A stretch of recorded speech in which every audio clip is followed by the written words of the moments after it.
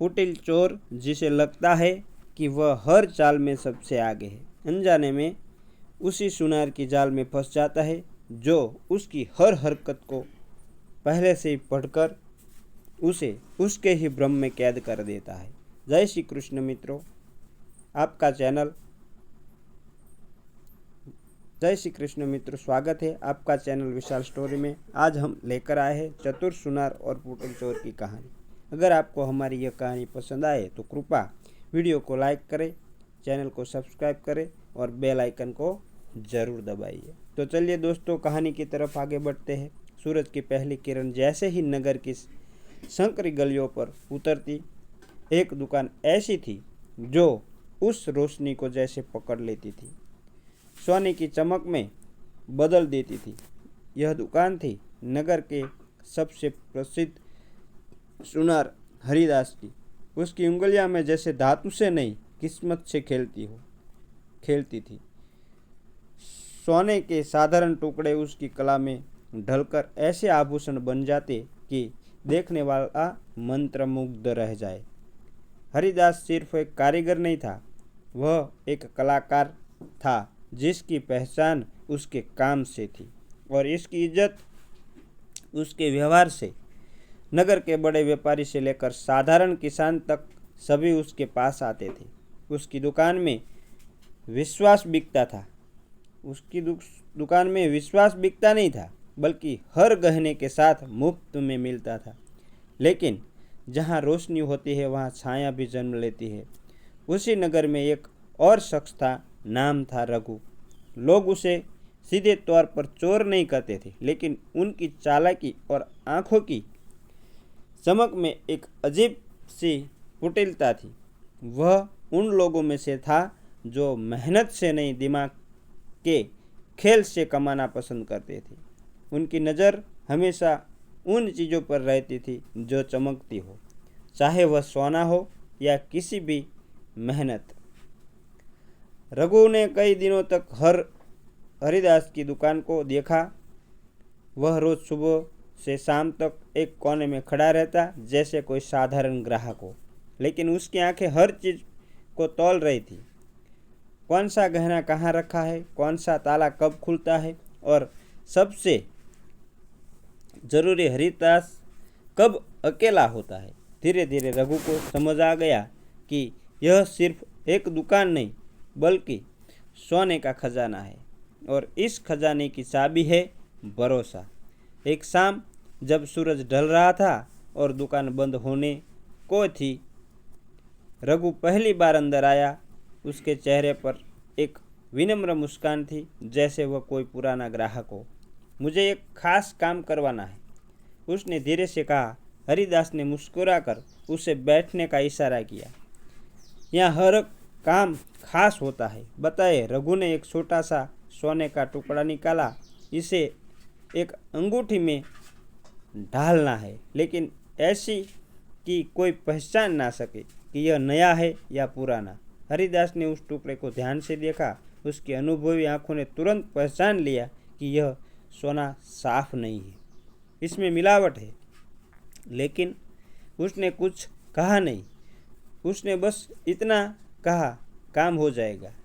रघु ने मुस्कुराकर सिर हिलाया, लेकिन उसकी आंखों में एक अजीब सी चमक थी, जैसे उसने कोई खेल शुरू कर दिया हो। उसे यह नहीं पता था कि सामने बैठा सुनार सिर्फ सोने को ही नहीं, इंसान की नीयत को भी पहचानता है। उस दिन के बाद रघु रोज आने लगा। कभी वह छोटे मोटे काम करवाता, कभी बस बैठकर बातें करता। धीरे धीरे उसने हरिदास का विश्वास जीत लिया। वह उसकी मदद भी करने लगा, दुकान संभालने में, ग्राहक को दिखाने में।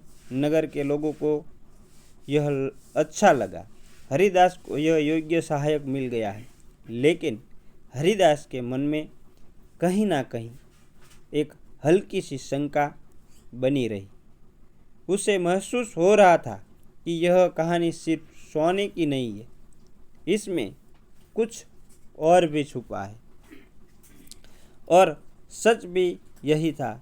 रघु सिर्फ दुकान के काम करने नहीं आया था, वह उस विश्वास को चुराने आया था जो हरिदास ने वर्षों में कमाया था। लेकिन खेल अभी शुरू हुआ था और इस खेल में सिर्फ चालाकी नहीं, समझदारी भी जरूरी थी।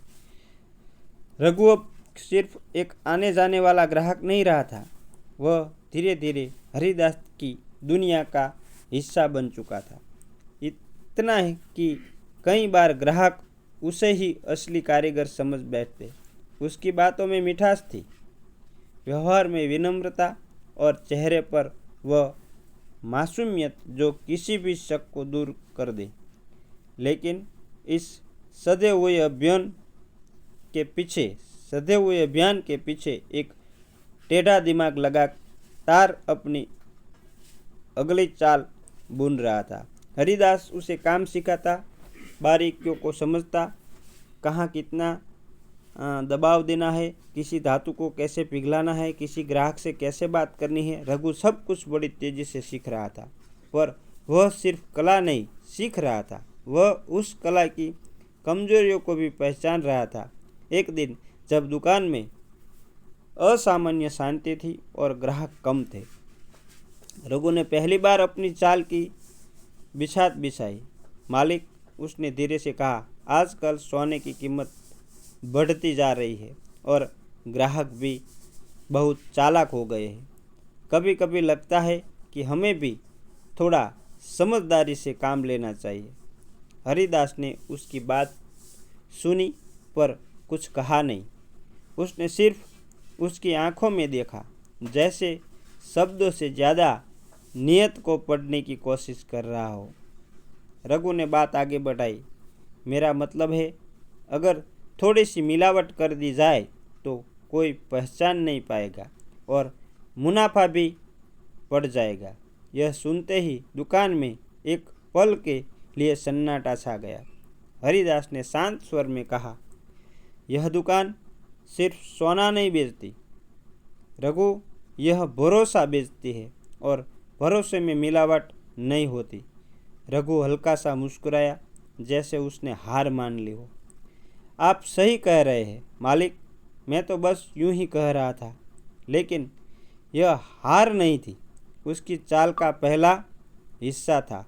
उसने समझ लिया कि हरिदास सीधे रास्ते से नहीं हटेगा, इसलिए अब उसे टेढ़ा रास्ता अपनाना होगा। अगले कुछ दिनों में रघु ने बहुत सावधानी से अपना खेल खेलना शुरू किया। वह छोटे छोटे कामों में मामूली सी हेरफेर करता था।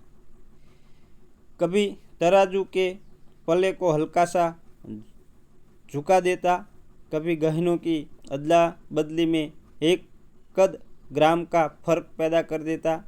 यह फर्क इतना छोटा होता कि किसी को तुरंत पता ना चले, लेकिन धीरे धीरे यह उसकी जेब में जमा होने लगा। उसकी चालाकी इतनी मुहिम थी कि कोई शक भी नहीं करता। ग्राहक खुश रहते, दुकान चलती रहती और हरिदास को भी कोई खास फर्क नज़र नहीं आता। लेकिन हरिदास की आंखें सिर्फ सामने नहीं देखती थी, वह हर उस चीज़ को भी महसूस करता था जो दिखाई नहीं देती। उसे लगने लगा था कि दुकान की हवा बदल रही है, जैसे कोई अदृश्य हाथ उसकी मेहनत के ताने बाने को धीरे धीरे उधेड़ रहा हो। एक दिन उसने जानबूझकर रघु को अकेले दुकान संभालने का मौका दिया। यह परीक्षा थी। बिना जताए रघु ने सोचा, यही मौका है। उसने तुरंत एक ग्राहक के लिए तैयार हो रहे गहने में हल्की सी मिलावट कर दी और असली सोने का एक छोटा हिस्सा अलग रख लिया। उसका दिल तेजी से धड़क रहा था, लेकिन चेहरे पर वही शांत मुस्कान थी। जब हरिदास वापस आया तो सब कुछ सामान्य लग रहा था, लेकिन उसकी नज़रें सीधे उस गहनों पर गई जिसे रघु ने छुआ था। उसने कुछ नहीं कहा, बस हल्के से मुस्कुराया। उस मुस्कान में एक गहरी समझ थी, जैसे वह जान गया हो कि खेल अब सच में शुरू हो चुका है। रघु को लगा कि उसकी चाल सफल हो गई, लेकिन उसे यह नहीं पता था कि जिस बिसात पर वह खेल रहा है उसके हर मोहरे पर हरिदास की नज़र पहले से ही टिकी हुई है। और अब यह सिर्फ चोरी का खेल नहीं रह गया था। दुकान की रोजमर्रा की हलचल पहले जैसी ही थी। हथौड़े की हल्की थक थक, आग की लपटों में पिघलता सोना और ग्राहकों की संतुष्ट मुस्कान। ऊपर से सब कुछ वैसा था, लेकिन भीतर कहीं एक अदृश्य खेल गहराता जा रहा था। रघु अब पहले से भी अधिक सहज दिखने लगा था। उसकी मुस्कान और भी मीठी हो गई थी। उसके हाथ और भी कुशल लगते थे और उसकी बातों में एक अजीब सा आत्मविश्वास झलकने लगा था, जैसे वह अब इस दुनिया का हिस्सा नहीं बल्कि उसका मालिक बनता जा रहा हो। पर असली बात यह थी कि उसकी हर मुस्कान के पीछे एक नई चाल छुपी होती थी। वह अब चोरी को सीधे सीधे नहीं करता था, बल्कि हालात ऐसे बना देता था कि चोरी अपने आप हो जाए। कभी वह जानबूझकर गहनों की गिनती में भ्रम पैदा करता, कभी ग्राहकों के सामने ही ऐसा माहौल बना देता कि वह खुद कम तोल पर भी संतुष्ट हो जाए। उसकी चालाकी अब हाथों से नहीं, दिमाग से चल रही थी। दूसरी ओर हरिदास भी खामोश नहीं था। उसने रघु को रोकने या डांटने की बजाय उसे और खुला मैदान देना शुरू कर दिया। वह जानबूझकर कुछ जिम्मेदारियां रघु को सौंपने लगा। कीमती गहनों की देखभाल, हिसाब किताब की निगरानी और यहाँ तक कि ग्राहकों से सौदे तय करना भी यह विश्वास नहीं था। यह एक जाल था। हरिदास जानता था कि सच को पकड़ने के लिए उसे खुलकर सामने आने देना होगा, और रघु जैसे खिलाड़ी को तभी हराया जा सकता है जब वह खुद अपनी चालों में उलझ जाए। एक दिन एक बहुत बड़ा ग्राहक दुकान पर आया। उसने अपनी बेटी की शादी के लिए भारी यात्रा में गहनों का ऑर्डर दिया। यह सौदा इतना बड़ा था कि पूरे नगर में इसकी चर्चा होने लगी। हरिदास ने यह काम पूरी तरह रघु को सौंप दिया। यह तुम्हारी परीक्षा है, उसने शांत स्वर में कहा। देखते हैं तुम इस जिम्मेदारी को कैसे निभाते हो। रघु के लिए यह सुनहरा मौका था, शायद अब तक का सबसे बड़ा। उसने पूरे आत्मविश्वास के साथ काम संभाल लिया। दिन रात मेहनत की, डिज़ाइन तैयार किए और गहनों को बनाने की प्रक्रिया शुरू की। लेकिन इस बार उसकी चाल और भी बड़ी थी। उसने धीरे धीरे असली सोने में मिलावट शुरू कर दी, इतनी बारीकी से कोई भी आसानी से पकड़ा ना जा सके। और बचा हुआ शुभ सोना वह अलग जमा करने लगा। हर दिन उसकी लालच बढ़ती जा रही थी, लेकिन इसी बीच हरिदास चुपचाप एक और काम कर रहा था। उसने गहनों के हर टुकड़े पर एक ऐसा सूक्ष्म निशान बना दिया जिसे सिर्फ वही पहचान सकता था। यह निशान इतना मुहिम था कि देखने वाला उसे सामान्य डिजाइन का हिस्सा समझे। दिन बीतते गए और आखिरकार वह दिन आ गया जब गहने तैयार हो गए। रघु ने गर्व से उन्हें ग्राहक के सामने पेश किया। ग्राहक खुश था। गहने बेहद सुंदर थे, चमकदार थे और बिल्कुल वैसे ही जैसे उसने सोचा था। लेकिन हरिदास की नज़र सिर्फ सुंदरता पर नहीं थी, वह सच्चाई को देख रहा था। उसे एक एक गहने को ध्यान से देखा और उसकी आंखों में एक हल्की सी चमक उभरी। उसे वह सब मिल गया था जिसकी उसे तलाश थी। रघु अपनी जिद पर मुस्कुरा रहा था। उसे लगता था कि उसने इस खेल को पूरी तरह से अपने पक्ष में कर लिया है, लेकिन उसे यह नहीं पता था कि उसकी हर चाल, हर धोखा अब एक ऐसे दायरे में आ चुका है जहाँ से बच निकलना आसान नहीं होगा। मुस्कान के पीछे छुपी चालें अब सामने आने वाली थी, और जब सच उजागर होता है तो वह सिर्फ झूठ को नहीं गिरा था, झूठ को नहीं गिरा था, वह उस अहंकार को भी तोड़ देता है। गहनों की डिलीवरी के बाद दुकान में फिर वही सामान्य शांति लौट आई, लेकिन इस शांति के भीतर एक तूफान धीरे धीरे आकार ले रहा था। रघु के चेहरे पर संतोष था। उसे लगता था कि उसने अपनी सबसे बड़ी चाल बिना किसी बाधा के पूरी कर ली है। उसकी चालाकी अब उसे अपनी ही नज़रों में अजय बना रही थी, पर असली खेल अब शुरू हुआ था। हरिदास ने अगले ही दिन एक अजीब सा निर्णय लिया।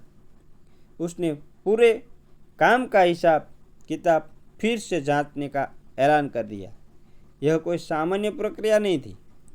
इतनी बड़ी डिलीवरी के बाद आम तौर पर सब कुछ समाप्त मान लिया जाता था, लेकिन इस बार हरिदास ने हर छोटे बड़े विवरण को फिर से देखने का निश्चय किया। सिर्फ एक बार तसल्ली कर लेना चाहता हूँ, उसने सहज स्वर में कहा। रघु के मन में एक हल्की सी बेचैनी उठी, लेकिन उसने उसे दबा दिया। इतना भी क्या शक, उसने खुद को समझाया। सब कुछ तो सही किया है। जांच शुरू हुई। हरिदास ने गहनों के बचे हुए नमूनों को निकाला, पुराने रिकॉर्ड को सामने रखा और एक एक चीज़ को ध्यान से परखने लगा। उसकी आंखें शांत थी, पर उसमें एक गहराई थी, जैसे वह सिर्फ गहनों को नहीं, उनके पीछे छुपे सच को पढ़ रहा हो। रघु पास ही खड़ा था। पहले तो वो सामान्य रहा, लेकिन जैसे जैसे समय बीतता गया उसकी धड़कनें तेज होने लगी। हरिदास ने अचानक एक गहना उठाया और उसे रोशनी के सामने घुमाया।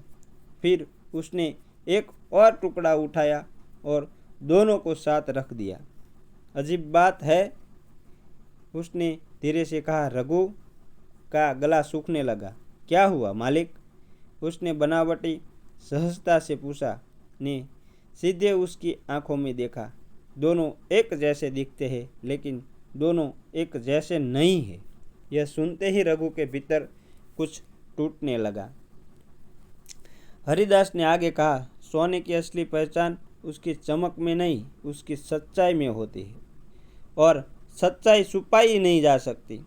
अब तक रघु को समझ आ गया था कि वह जिस खेल को जीत समझ रहा था, वह दरअसल एक जाल था, एक ऐसा जाल जो धीरे धीरे उसके चारों ओर बुना गया था।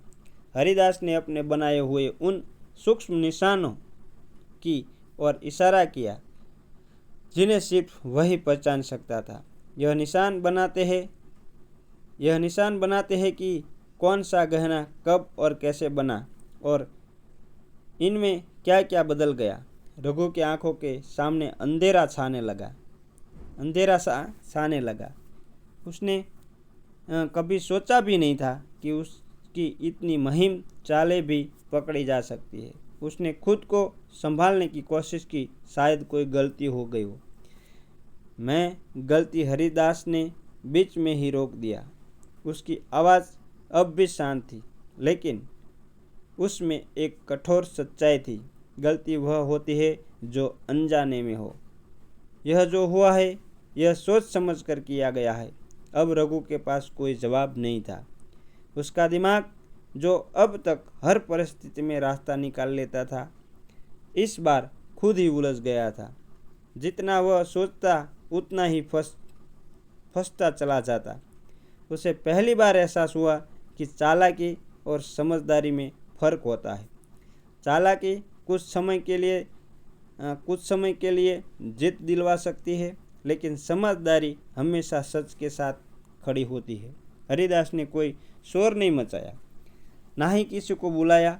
उसने बस इतना कहा, मैं चाहता तो अभी सबके सामने तुम्हारी सच्चाई खोल देता, लेकिन असली सज़ा वह नहीं होती है जो दूसरों के सामने मिले। असली सज़ा तो वो होती है जो इंसान खुद अपने अंदर महसूस करता हो। रघु चुप था, पूरी तरह चुप। उसके भीतर एक अजीब सी घुटन थी, जैसे उनका अपना ही दिमाग, जो कभी उसकी सबसे बड़ी ताकत था, अब उसके खिलाफ हो गया हो। दुकान में उस दिन एक अजीब सी खामोशी थी। वैसी खामोशी सी तूफान के गुजर जाने के बाद रह जाती है। हवा में अब भी सोने की हल्की सी महक थी, लेकिन उसके साथ एक और चीज़ घुल गई थी, सच का भार। रघु वहीं खड़ा था, सिर झुका हुआ, आंखों में पछतावे की धुंध और मन में अनगिनत सवाल। उसकी सारी चालाकी, सारी योजना और वह आत्मविश्वास अब कुछ जैसे एक पल में बिखर गया था। उसके अब समझ आ रहा था कि उसने सिर्फ सोना चुराने की कोशिश की नहीं की थी, उसने उस विश्वास को तोड़ने की कोशिश की थी जो हरिदास की असली पूंजी थी। हरिदास ने उसे ध्यान से देखा। उसकी आंखों में क्रोध नहीं था, बल्कि एक गहरी समझ थी, जैसे वह रघु के भीतर चल रही हर हलचल को महसूस कर रहा हो। तुम जानते हो सबसे बड़ी चोरी क्या होती है? उसने शांत स्वर में पूछा। रघु ने धीरे से सिर उठाया, लेकिन कुछ नहीं कह पाया। सबसे बड़ी चोरी वह होती है, हरिदास ने कहा, जब इंसान अपनी सच्चाई से चोरी कर लेता है।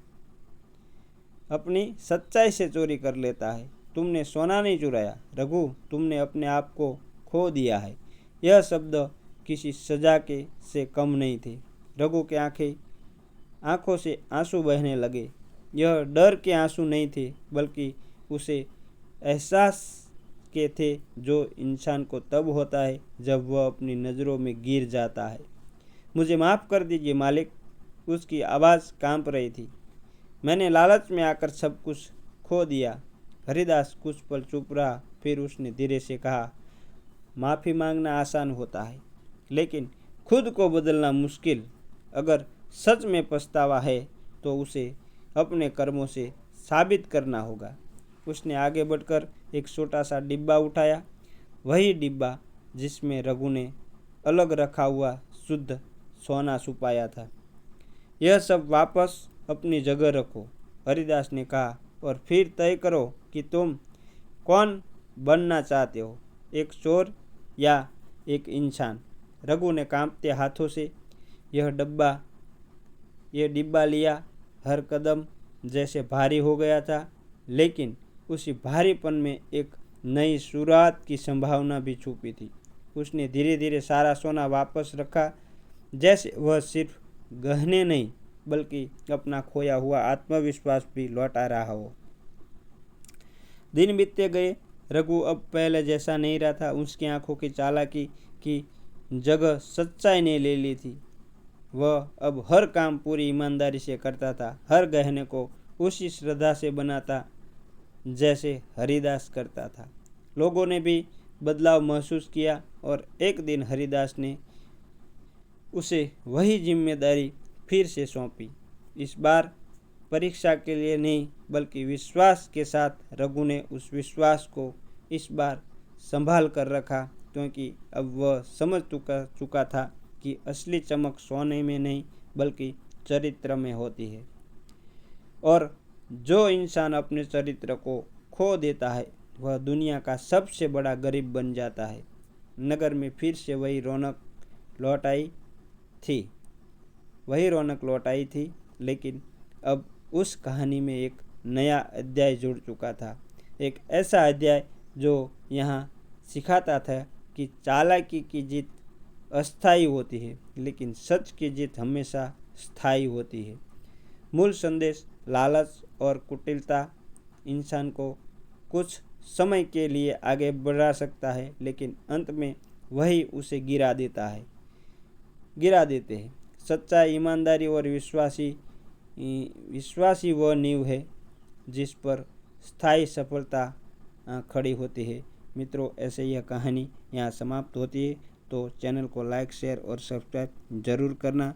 जय माता दी।